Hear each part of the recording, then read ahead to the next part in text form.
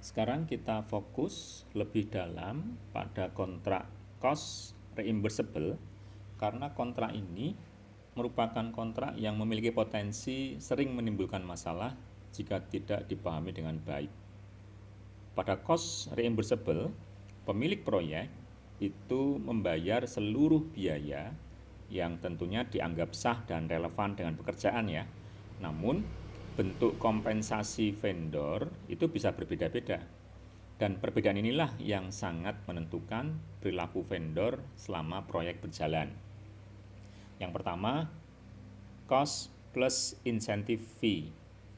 Dalam kontrak ini, vendor mendapatkan penggantian biaya serta tambahan insentif jika mampu mencapai atau melampaui target tertentu.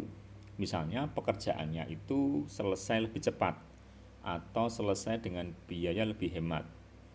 Ya, kontrak ini dirancang untuk menyelaraskan kepentingan pemilik proyek dan vendor sebagai pelaksana. Jika proyek berjalan efisien, kedua belah pihak tentu diuntungkan.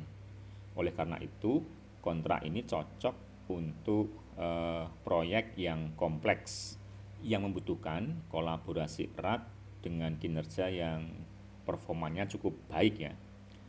Bentuk yang kedua yakni cost plus fixed fee.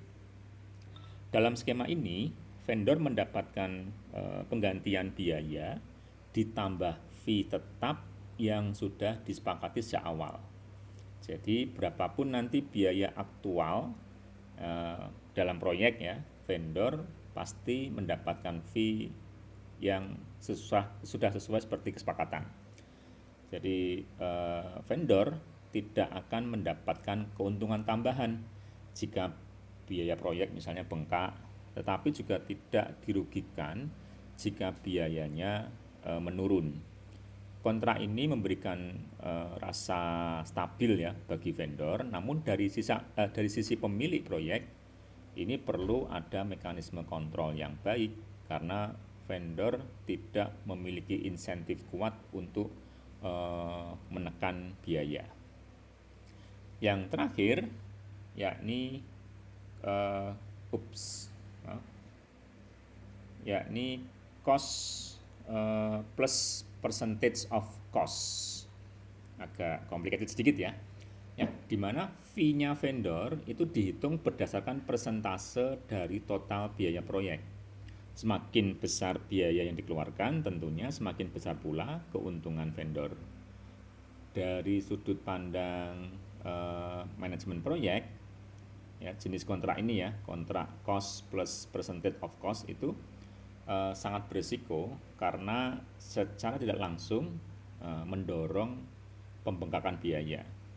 Nah, oleh sebab itu, dalam praktek profesional, kontrak ini jarang digunakan dan bahkan mungkin sering dihindari ya, terutama dalam proyek yang dananya itu limited atau berasal dari sektor-sektor publik.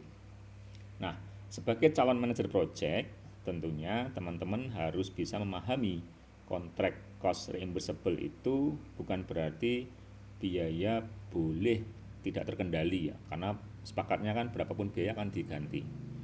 Justru sebaliknya, kontrak ini menuntut kemampuan dalam pengawasan, kemudian pelaporan, serta pengendalian biaya yang lebih tinggi dibandingkan dengan kontrak-kontrak yang lain dengan model harga